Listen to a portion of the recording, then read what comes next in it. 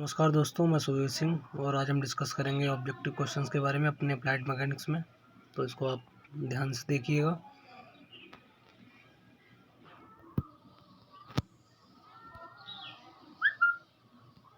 Engineering mechanics है उसके कुछ एमसीक्यू लेके आया हूँ मैं, जो कि आने वाले एग्जाम के लिए बहुत ज़्यादा इम्पोर्टेंट है। ठीक है दोस्तों, तो चलिए शुरुआत करते हैं हमारी वीडियो की।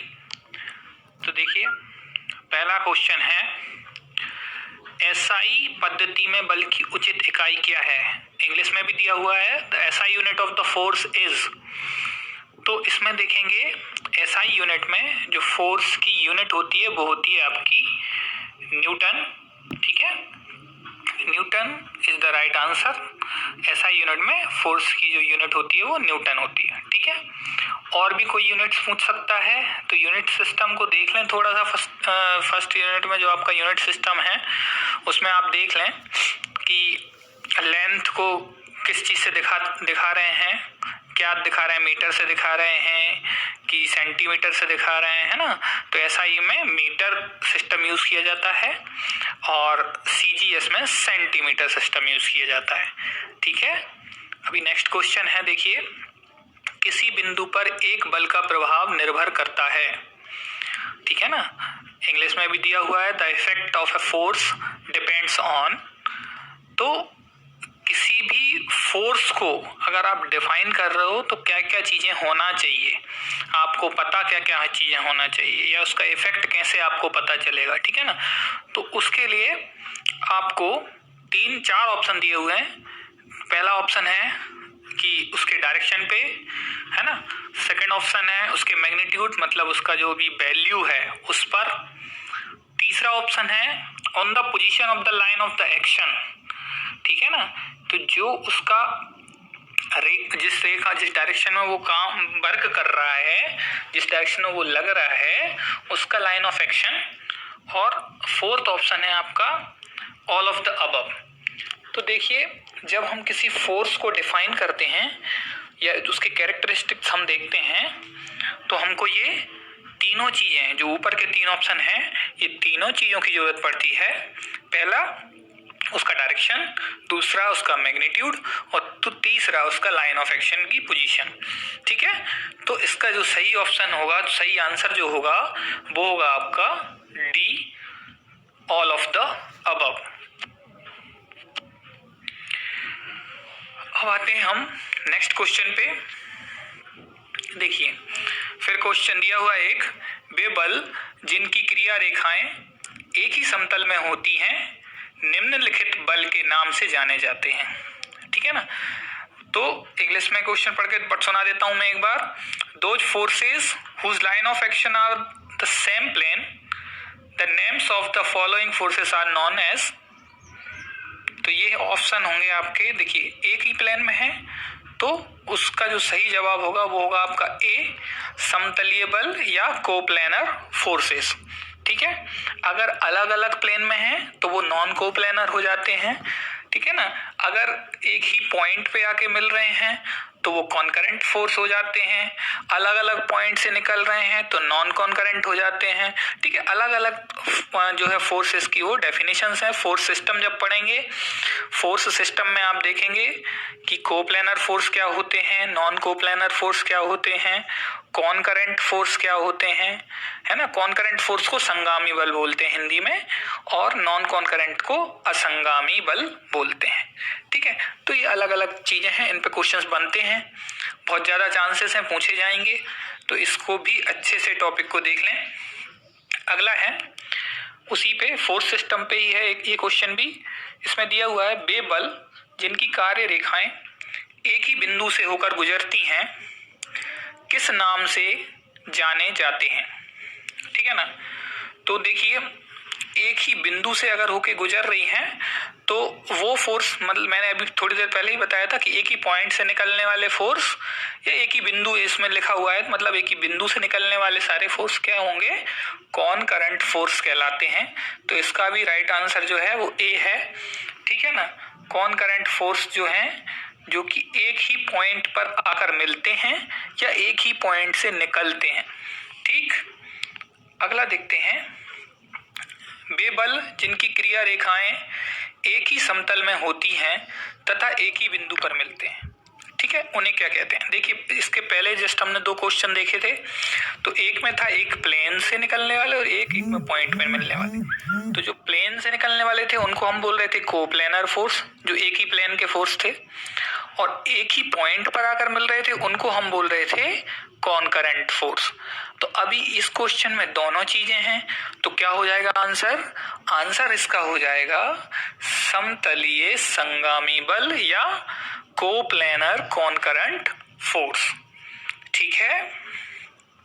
मतलब जो फोर्स हैं वो एक ही पॉइंट से निकल रहे हैं और एक ही प्लेन में है, ठीक है ना, एक ही तल में है, तो उनका जो सही जवाब होगा वो होगा आपका coplanar concurrent force. The next question is those forces which meet at the same point are called. देखिए जो भी फोर्सेस हैं अगर वो सेम पॉइंट पर मीट कर रहे हैं, इसके पहले जस्ट डेफिनेशन बताई थी, सेम क्वेश्चन उसी से उठा लिया गया है, तो वो कौन से फोर्स होंगे, हिंदी में भी क्वेश्चन लिखा हुआ है ऊपर, पढ़ लें। तो देखिए एक ही पॉइंट से निकल रहे हैं ना, तो उनको अभी मैंने जस्ट बताया आपको, वो होंगे आपके कॉनकरेंट फोर्स या संगामी बल, ठीक है। नेक्स्ट स्लाइड पे आते हैं। नेक्स्ट क्वेश्चन है तराजू का एक पल्ला 3 रस्सियों से एक बिंदु पर टंगा हुआ है, किसका उदाहरण है। देखिए आपने तराजू अगर देखा हो तो उसमें भी सारे जो डोरियां रहती हैं, जो रस्सियां लगी रहती हैं, वो एक ही जगह पे बंधी रहती हैं ऊपर, है ना। तो क्या मतलब हुआ कि उससे जो जितने भी फोर्सेस लग रहे हैं, टेंशन लगती है जब कोई आप वजन रखोगे पल्ले पर या कोई चीज ऐसी रखोगे जिसमें वजन होगा, वेट होगा, तो वो क्या करेगा, उन रस्सियों में टेंशन देगा, तो टेंशन फोर्स लगता है। अगर 3 रस्सियां तो 3 पे, 4 हैं तो 4 पे, है ना। लेकिन उनका जो पॉइंट ऑफ जहां से वो रस्सियां बंधी हुई हैं वो एक ही है, तो एक ही पॉइंट से अगर वो सारी रस्सियां बंधी हुई हैं तो कौन से फोर्स का एग्जाम्पल हुआ, ये हुआ आपका कॉनकरेंट फोर्स का एग्जाम्पल, संगामी बल। जो इसके पहले भी बताया था कि एक ही पॉइंट से निकलने वाले फोर्स कॉनकरेंट फोर्स कहलाते हैं। द नेक्स्ट क्वेश्चन इज यदि कई बल एक बिंदु से अलग दिशाओं में लगते हैं और इन सभी को क्षैतिज एवं ऊर्ध्वाधर दिशा में विघटित किया जाए तब इनका परिणामी बल क्या होगा, है ना। अगर हम मान लें कि नंबर ऑफ फोर्सेस एक्ट कर रहे हैं किसी ऑब्जेक्ट पे, किसी बॉडी पे, तो उनको अगर आपको रिजल्टेंट फोर्स निकालना है तो आपको उनको रिजॉल्व करना पड़ेगा हॉरिजॉन्टल डायरेक्शन में और वर्टिकल डायरेक्शन में, दोनों डायरेक्शन में आपको रिजॉल्व करना पड़ेगा। जब आप रिजॉल्व करेंगे तो उसको निकालने के लिए एक फॉर्मूला है, ठीक है ना, एक फॉर्मूला है उसको कैलकुलेट करने के लिए, और उस फॉर्मूले में इन चारों ऑप्शन में से कौन सा सही है जो कि फॉर्मूले को डिफाइन कर रहा है, तो वो है आपका जो ए वाला ऑप्शन है। जो ए वाला ऑप्शन है वो है आपका right answer, summation h square plus summation v square under root में। तो देखिए जितने भी हॉरिजॉन्टल कंपोनेंट होंगे उनका सम, जितने भी फोर्स होंगे उनका सम, प्लस जितने भी वर्टिकल में जो फोर्सेस लग रहे होंगे उनका सम, सबको जोड़ के आप अंडर रूट में ये वाला फॉर्मूला लगाएंगे तो आपका जो है आंसर रिजल्टेंट का आ जाएगा। तो summation h square plus summation v square वाला जो ए नंबर का जो ऑप्शन है वो आपका राइट आंसर है। जब भी नंबर ऑफ फोर्सेस एक्ट कर रहे होंगे किसी बॉडी पे, ठीक है, उनका रिजल्टेंट निकालना है तो आपको ये चीजें, ये वाला फॉर्मूला यूज करना पड़ेगा। अगला है यदि एक बल P क्षैतिज दिशा से 0 डिग्री का कोण बनाता है तब उसका क्षैतिज घटक होगा। देखिए क्षैतिज घटक मतलब horizontal component, and horizontal component will be क्या होगा बताइए। तो देखिए हॉरिजॉन्टल कंपोनेंट्स सारे कॉस के साथ आते हैं, तो फोर्स कॉस और जो भी उसका एंगल होगा, एंगल कितना है 0, तो क्या हो जाएगा P cos 0। तो P cos 0 जो है वो आपका सही जवाब होगा। इसमें गलत मार्क कर रखा है, तो P cos 0 जो है वो आपका सही जवाब होगा। ठीक है, P cos 0 जो है वो आपका सही आंसर होने वाला है। तो इसको ध्यान रखिएगा, ये आंसर सही होगा, ये नहीं होगा, है ना, ये नहीं है। तो हॉरिजॉन्टल कंपोनेंट हमेशा P cos 0 होगा। ठीक, आगे आते हैं हम, अगला देखते हैं कि यदि दो बलों P और Q के बीच का कोण थीटा है, अल्फा बल P और परिणामी बल R के बीच का कोण है, तब tan अल्फा का मान क्या होगा। इंग्लिश में भी पढ़ देता हूं एक बार। If the angle between two forces P and Q is theta, if the angle between two forces P and Q is theta, angle between force P and the resultant force R is alpha, then the value of tan alpha will be। ठीक है ना, तो ये जब भी हम parallelogram law of force पढ़ते हैं, पैरेललोग्राम लॉ ऑफ फोर्स या बलों का समांतर चतुर्भुज का जो नियम है, उसमें आप देखोगे कि जब दो फोर्स लग रहे होंगे तो उसका जो एंगल कैलकुलेशन करोगे आप रिजल्टेंट के साथ किसी भी फोर्स का, तो उसका एक फॉर्मूला है। अगर इसमें जैसे लिखा हुआ है कि P के साथ कैलकुलेट करना है रिजल्टेंट का जो एंगल है, तो P के साथ अगर कैलकुलेट करना है तो उसका फॉर्मूला है Q sin theta upon P plus Q cos theta. तो जो C आंसर है वो इसका सही जवाब रहेगा। ठीक है, नेक्स्ट करते हैं। A force of 6 Newton acting on a point and making angle of 60 degree from horizontal, its horizontal component will be। देखिए फिर से जो जिसके जस्ट पहले एक क्वेश्चन पूछा गया था जिसमें गलत मार्किंग थी मेरे क्वेश्चंस में, तो मैंने उसको आपको सही करके दिखा दिया है कि P cos 0 था उसका आंसर। तो इसका भी क्या होगा, इसमें भी हॉरिजॉन्टल कंपोनेंट पूछा है। तो अगर हॉरिजॉन्टल कंपोनेंट पूछा है तो हॉरिजॉन्टल कंपोनेंट को आप cos के साथ लोगे, फोर्स दिया हुआ है 6 न्यूटन, तो 6 न्यूटन का फोर्स है cos, और एंगल कितना दिया हुआ है 60 डिग्री, तो क्या हो जाएगा 6 cos 60। तो इसका सही आंसर जो होगा वो होगा 6 cos 60। ठीक है, अब आते हैं हम नेक्स्ट क्वेश्चन पे। इसमें न्यूमेरिकल क्वेश्चन दिया हुआ है, ये छोटा सा न्यूमेरिकल है कि टू फोर्सेस हैं, एक 50 न्यूटन और एक 30 न्यूटन का, और दोनों के बीच का एंगल जो है वो 60 डिग्री है। तो रिजल्टेंट का आपको वैल्यू निकालनी है। ठीक है ना, मैं फिर से पढ़ देता हूं। दो बल 50 न्यूटन और 30 न्यूटन एक दूसरे से 60 डिग्री पर कार्यशील हैं, तो परिणामी बल क्या होगा। तो देखिए इसमें हमको फिर से पैरेललोग्राम लॉ ऑफ फोर्स लगाना है, जो दो फोर्सेस के लिए एप्लीकेबल होता है पैरेललोग्राम लॉ ऑफ फोर्स। जहां पे दो फोर्स लग रहे हों वहां पे आप बलों के समांतर चतुर्भुज का नियम अप्लाई करेंगे। जब आप अप्लाई करेंगे तो उसका एक फॉर्मूला है सिंपल सा। क्या फॉर्मूला है रिजल्टेंट का, कि F1 under root F1 square plus F2 square plus 2F1 F2 cos theta. ठीक है ना, तो वो इसका जो है फॉर्मूला है, उससे जब आप कैलकुलेशन करोगे सारी वैल्यूज रखोगे तो आंसर आपका आने वाला है 70 न्यूटन। फॉर्मूला मैं आपको दिखा देता हूं, ये फॉर्मूला है। देखिए फॉर्मूले में लिखा हुआ है सारी चीजें कि F1 में अगर आप 50 रखोगे और F2 में 30 रखोगे और थीटा की जगह पे आप 60 रखोगे तो आपका जो आंसर आएगा वो आएगा आपका 70 न्यूटन। आप ये करके देख लें, बिल्कुल आ जाएगा। कैलकुलेटर अलाउ रहेगा तो कैलकुलेटर से कर लें कैलकुलेट। अगर आपको वैसे नहीं कर पा रहे हैं तो इस फॉर्मूले में आपको वैल्यूज रखनी है और आपका आंसर आ जाएगा। ठीक है, ओके।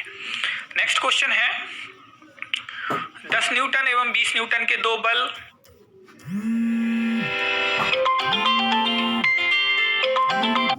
एक तल में 90 डिग्री पर पिंड पर कार्यरत हैं, उनका परिणामी बल क्या होगा। तो देखिए जस्ट इसके पहले जो क्वेश्चन था the same process will be applicable in on that also. इस पे भी सेम जो है प्रोसीजर आपको एप्लीकेबल करना है, वही फॉर्मूला लगाना है पैरेललोग्राम लॉ ऑफ फोर्स का, ठीक है ना।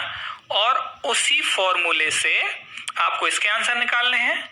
तो इसका आंसर भी आ जाएगा आपका 22.4 न्यूटन, ठीक है। फॉर्मूला वही था जस्ट पहले वाला, under root F1 square plus F2 square plus 2F1 F2 cos theta, ठीक है ना।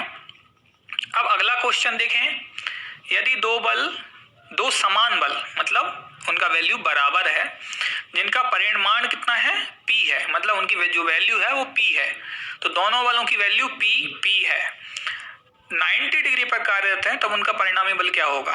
देखिए सेम इसमें भी ये भी दो बल वाला है, जहां पे दो फोर्स होंगे वहां पे आपको parallelogram law of force apply करना है, उसका फॉर्मूला लगाना है। इसमें भी आप फॉर्मूला लगाओगे तो आपको आंसर मिल जाएगा। देखिए कैसे मिलेगा, इसका आंसर आएगा आपको P√2। कैसे आएगा, इसका क्या फॉर्मूला तो वही है जो आपका पैरेललोग्राम लॉ ऑफ फोर्स का फॉर्मूला है, under root F1 square plus F2 square वाला। बस उसमें आपको वैल्यूज रख देनी है, F1 की जगह पे भी P रख देंगे और F2 की जगह पे भी P रख देंगे, और थीटा की जगह पे आपको 90 डिग्री रखना है। जैसे ही आप सॉल्व करोगे तो आपका जो आंसर निकल के आएगा वो जो ऑप्शन है P√2 आएगा। कैसे आएगा ये देख लीजिए कि ये फॉर्मूला था, इसमें मैंने F1 की जगह पे भी P रख दिया, F2 की जगह पे भी P रख दिया, और फॉर्मूले में F1 F2 की जगह पे PP यहाँ पे भी डाल दिया और थीटा की जगह पे 90 लिख दिया। अब देखिए cos 90 की वैल्यू होती है 0, तो ये पूरा टर्म 0 हो जाएगा। कौन सा टर्म पूरा 0 हो जाएगा, ये पूरा टर्म 0 हो जाएगा। जब ये 0 हो जाएगा तो बचेगा क्या आपके पास, P square plus P square कितना हो गया 2P स्क्वायर, और इस 2P स्क्वायर में से अंडर रूट से हम अगर P को बाहर निकाल दें, स्क्वायर है तो ये बाहर आ जाएगा, तो बचा क्या P√2, ठीक है। तो इसका जो आंसर आने वाला है वो आएगा आपका P√2, ठीक है। अब अगला देखते हैं, नेक्स्ट क्वेश्चन है √2 newton and 5 newton are acting on a body at 90 degree in a plane, their resultant will be. तो वही सेम दो फोर्स हैं, एक अंडर रूट 2 है और दूसरा आपका 5 न्यूटन है, और दोनों फोर्स का जो एंगल दिया हुआ है वो 90 डिग्री दिया हुआ है, तो उसका भी वैल्यू आपको कैलकुलेट उसी तरीके से करना है, वही फॉर्मूला लगाना है पिछली बार जो लगाया था हमने पैरेललोग्राम लॉ ऑफ फोर्स वाला, और इसको कैलकुलेट भी करोगे तो इसका आंसर भी आ जाएगा। फॉर्मूला अगर आप याद रखेंगे तो कैलकुलेशन हो जाएगी तो आपका आंसर भी आ जाएगा। नेक्स्ट क्वेश्चन है, यदि दो समान बलों का परिणामी भी किसी एक बल के बराबर है तो दोनों बलों के बीच का कोण होता है। देखिए इसमें दो फोर्स दिए हुए हैं वो भी बराबर हैं, मतलब दोनों की वैल्यूज बराबर हैं, और उनका जो रिजल्टेंट आ रहा है उसकी वैल्यूज भी उन दोनों बलों में से किसी एक बल के बराबर है, मतलब अगर दोनों फोर्स बराबर है तो उन्हीं के बराबर उसका रिजल्टेंट भी आ रहा है। इस केस में जो है थीटा क्या होगा, उसका जो दोनों फोर्सेस के बीच का जो एंगल है वो क्या होगा। तो ये भी आप सेम इसके पहले जो मैंने 3 या 4 न्यूमेरिकल प्रॉब्लम्स करवाए हैं आपको, वैसे ही इसको भी सॉल्व करना है, वही इसमें फॉर्मूला लगाना है, वही फॉर्मूला इसमें अप्लाई करोगे। थीटा की जगह कुछ मत रखना, थीटा की जगह थीटा रखेंगे, बाकी आप रिजल्टेंट की जगह F1 की जगह F2 की जगह कोई भी एक वैल्यू ले लें, कॉमन वैल्यू, तीनों की वैल्यू बराबर रहेंगी, F1 F2 और रिजल्टेंट की। आप उन तीनों वैल्यूज को रख दें और जब आगे कैलकुलेशन करेंगे तो थीटा की वैल्यू कैलकुलेट कर लें, तो वो आएगी आपकी 120 डिग्री, ठीक है। 120 डिग्री आने वाली है उसकी वैल्यू आपकी, और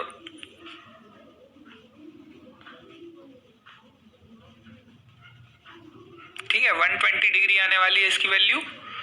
अब नेक्स्ट क्वेश्चन देखेंगे, देखिए सदृश समांतर बल होते हैं। अब सदृश या लाइक पैरेलल फोर्स उनको बोलते हैं जिनका कि डायरेक्शन कैसा होता है, सेम होता है ना। तो जब भी आप पैरेलल फोर्सेस को क्लासिफाई करेंगे तो वो दो टाइप्स में आते हैं, एक आते हैं आपके लाइक पैरेलल फोर्स, दूसरे आते हैं अनलाइक पैरेलल फोर्स, ठीक है ना। तो लाइक पैरेलल फोर्स वो होते हैं जिनका डायरेक्शन सेम होता है, सारा डायरेक्शन, सारे फोर्सेस का डायरेक्शन एक ही दिशा में होता है, और अनलाइक में वो होते हैं जिनका कि डायरेक्शन अपोजिट होता है। एक अगर फोर्स ऊपर की ओर लग रहा है तो दूसरा फोर्स नीचे की तरफ लग रहा होगा, तो ऐसे फोर्स अनलाइक कहलाते हैं। तो यहाँ पे सिंपल पूछा गया है कि लाइक पैरेलल फोर्स क्या होते हैं, तो उनका डायरेक्शन जो है वो सेम रहेगा। तो इसका सही जवाब होगा कि हुज डायरेक्शन इज सेम, ठीक है ना। नेक्स्ट क्वेश्चन है, जब दो समांतर बल विपरीत दिशा में कार्यरत हैं तो उन्हें कहते हैं, ठीक है ना। दो समांतर बल अगर विपरीत दिशा में कार्यरत हैं तो उन्हें कहते हैं। अब देखिए इसका जस्ट अपोजिट है, अभी हमने देखा कि जब डायरेक्शन सेम होगा तो क्या होगा, लाइक, जब डायरेक्शन अपोजिट होगा तो क्या होगा, अनलाइक। तो इसका आंसर क्या होगा, डी, अनलाइक पैरेलल फोर्स, ठीक है ना। नेक्स्ट क्वेश्चन पे आते हैं, यदि दो बल समांतर और एक ही दिशा में कार्य कर रहे हों तब उनका परिणामी, ठीक है ना, तो उनका रिजल्टेंट क्या होगा जब दोनों फोर्स लाइक हैं, लाइक पैरेलल फोर्स है, कैसे, एक ही डायरेक्शन में है और पैरेलल है, तो उनका जो रिजल्टेंट हम कैलकुलेट करते हैं वो कैसे करते हैं, तो वो उसका सही आंसर है आपका बी, दोनों के योग के बराबर, मतलब दोनों को टोटल कर देते हैं तो जो भी रिजल्टेंट आता है वो दोनों का टोटल आता है, दोनों का सम आता है, ठीक है ना। अगला है, जब दो असमान परिमाण के समांतर बल P तथा Q किसी पिंड पर कार्यरत हों तब उनके परिणामी बल की दिशा क्या होगी, ठीक है ना। When two unlike parallel forces of magnitude P and Q are acting on a body, then the direction of their resultant force will be, okay? तो इसमें देखिए कि दो असमान परिमाण के समांतर हैं, बल हैं P और Q, और दोनों का जो अप्लाई कर रहे हैं वो किसी बॉडी पर, तो उनका आपको रिजल्टेंट कैलकुलेट करना है। तो सबसे पहले उसकी पोजीशन देखिए, आंसर ऑप्शन में दिए हुए हैं कि दोनों बल के बीच में होगा, दोनों बलों पर झुकी हुई होगी, दोनों बलों के बाहर किंतु बड़े बल के पास होगा, या डी, दोनों बलों के बाहर किंतु छोटे बल के पास होगा। तो इस क्वेश्चन का जो आंसर है वो आपका सी है, दोनों बलों के बाहर किंतु बड़े बल के पास। तो हमेशा जो भी रिजल्टेंट होगा वो बड़े बल की तरफ लगता है अगर अनलाइक पैरेलल फोर्स है तो, ठीक है ना, समझ में आई बात। हमेशा अगर अनलाइक पैरेलल फोर्स है, अगर मान लीजिए एक 100 न्यूटन लग रहा है, एक 50 न्यूटन लग रहा है, तो जो रिजल्टेंट लगेगा वो किस डायरेक्शन में लगेगा, हमेशा 100 की डायरेक्शन में लगेगा। ये ध्यान रखिए, आप खुद ही देख सकते हैं, अगर आप तराजू पर एक तरफ 1 किलो का जो है वजन चढ़ा दीजिए, एक पर आधा किलो चढ़ाइए, तो किस तरफ का पल्ला झुकेगा, 1 किलो वाला पल्ला झुकेगा ना। तो उसी तरह से इसमें लगेगा कि जिस तरफ ज्यादा बड़ा फोर्स होगा उसी तरफ उसका रिजल्टेंट लगेगा, ठीक है। अगला आते हैं हम, देखिए अगला है, निम्नलिखित कथनों में से कौन सा कथन सत्य नहीं है। Which of the following statement is not true? First option है, two equal and parallel forces act in the same direction as force couple. Lami's theorem is used for 3 concurrent force. The condition required for equilibrium is summation h is equal to summation v is equal to summation m is equal to 0. The unit of work and power is the same.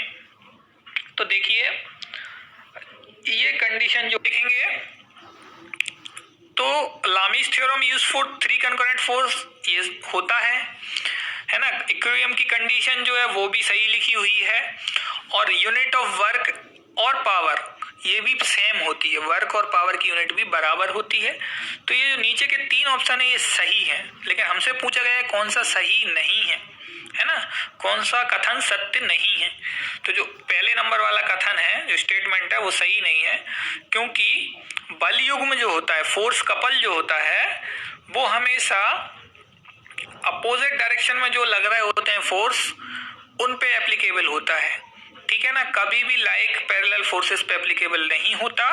Force couple जो होता है वो unlike parallel forces पे applicable होता है, और वो भी किस कंडीशन में एप्लीकेबल होता है, जब दोनों जो फोर्स हों वो बराबर मैग्नीट्यूड के हों, उनका मैग्नीट्यूड या वैल्यू उनकी बराबर हो। मतलब एक फोर्स 100 न्यूटन का लग रहा है तो दूसरा भी 100 न्यूटन का ही होना चाहिए, और अपोजिट सेंस में होना चाहिए। अपोजिट सेंस मतलब अलग अलग डायरेक्शन में। अगर एक ऊपर की तरफ लग रहा है तो दूसरा नीचे की तरफ लग रहा होगा। इस कंडीशन में फोर्स कपल बनता है। तो जो पहला ऑप्शन है ये आपका गलत है। इसमें लिखा हुआ है समान दिशा, जबकि समान दिशा नहीं होती है। ठीक है ना। अगला है 3 मीटर लंबी एक भारहीन बीम के दो सिरों पर क्रमशः 100 ग्राम तथा 50 ग्राम के दो वजन रखे हैं। दोनों वजनों के परिणामी बल की 100 ग्राम के वजन से दूरी। The two weights are 100 gram and 50 gram respectively kept on the ends of a weightless beam of 3 meter length. Distance of the resultant force from the weight of the 100 gram. तो इसको जब कैलकुलेट करोगे आप तो इसमें देखोगे कि 100 ग्राम वाला जो वेट है उससे कितनी दूरी पर आपका रिजल्टेंट फोर्स लग रहा है। तो इसका मैंने कैलकुलेशन दिया हुआ है। कैलकुलेशन कैसे करना है वो मैं बता देता हूँ। इसका आंसर जो आएगा वो आएगा आपका 1 मीटर। डी इसका सही आंसर है। और कैलकुलेशन देखिए ये है, दो फोर्स हैं आपके 100 ग्राम और 50 ग्राम, है ना। ये दोनों लग रहे हैं 3 मीटर लंबी बीम पर, और रिजल्टेंट भी इनका जो है वो 100 ग्राम से x डिस्टेंस पे मैंने मान लिया। अब अगर मैं मूवमेंट लूंगा, मैंने मूवमेंट लिया c पे, तो देखिए c पे मूवमेंट लिया तो ये वाला जो मूवमेंट लग रहा है, ये वाला 50 ग्राम वाला, ये कैसे जा रहा है आपका क्लॉकवाइज डायरेक्शन में, और ये 100 ग्राम वाला कैसे जा रहा है आपका एंटी क्लॉकवाइज डायरेक्शन में। ठीक है ना, ये क्लॉकवाइज डायरेक्शन में, ये एंटी क्लॉकवाइज डायरेक्शन में। तो क्लॉकवाइज डायरेक्शन वाले फोर्स के साथ लिख लिया मैंने। अब देखिए मूवमेंट का फॉर्मूला क्या होता है, force into perpendicular distance, force multiply perpendicular distance. तो फोर्स कितना है 50 ग्राम, इसकी परपेंडिकुलर डिस्टेंस क्या हुई, तो देखिए हमने सी पे मूवमेंट लिया है तो टोटल डिस्टेंस 3 है, और 3 में से x माइनस कर देंगे तो इसका हमको डिस्टेंस यहाँ से यहाँ तक का डिस्टेंस जो है वो मिल जाएगा। तो ये डिस्टेंस कितना आएगा, ये वाला डिस्टेंस जो कितना आएगा 50 ग्राम से सी तक का, तो वो हमने लिख लिया 50 इंटू 3 माइनस एक्स। 3 में से x को माइनस कर देंगे तो डिस्टेंस आ जाएगा। और फिर हमने एंटी क्लॉकवाइज वाले को इस तरफ लिख दिया कितना 100 इंटू एक्स, क्योंकि ये 100 फोर्स हो गया, इसका परपेंडिकुलर डिस्टेंस x हो गया। कैलकुलेट कर लीजिए, कैलकुलेट करेंगे तो x की वैल्यू आपकी 1 मीटर आ जाएगी। ठीक है, तो जब भी मूवमेंट निकालोगे तो मूवमेंट का कैलकुलेशन कैसे करना है वो मैंने यहाँ पे आपको दिया हुआ है। तो इस तरह इसका जो है आंसर आ जाएगा। अब क्वेश्चन है बल युग्म शब्द का अर्थ है, तो अभी जस्ट इसके पहले बताया था, तो इसका आंसर होगा कि दो बराबर विपरीत दिशा में समांतर बल, two equal parallel force in opposite direction. Just पहले मैंने आपको डेफिनेशन दी।